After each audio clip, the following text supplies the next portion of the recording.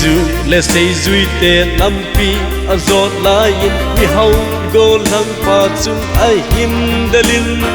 ho hil pha ton sot hin la nei na ti ipi ka bowling ham nei sei pin Giêsu adon punin tupi som ho zuzin hichun aman newa kon ka chai tai hil pha ka bolo a poi ati Giêsu awat khat a me ati tilang na nei na go ho zin lang fight again they te ho pe zingin Giêsu isui da din ai ho sat na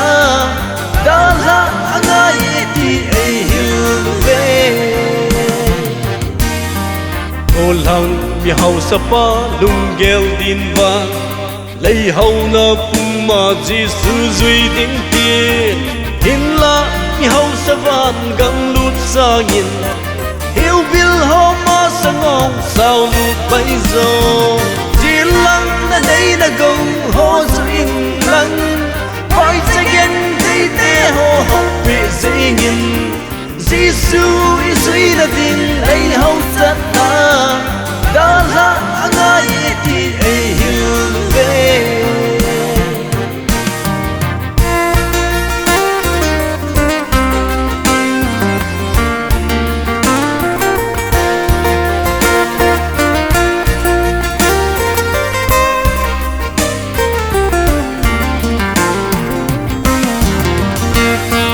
Sophie ki gel pa in lei hoi na ho nang dia van gam lut mo na hi khan te hin da lan lan Giêsu hin bel zingin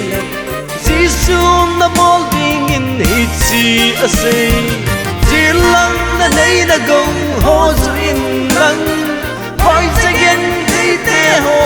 pe zingin Giêsu isui da din ai ho sat na dal ha angai ti ai hiu ve Chilang na nei na go ho zin lang fight again they te ho pe zingin Giêsu isui da din ai ho sat na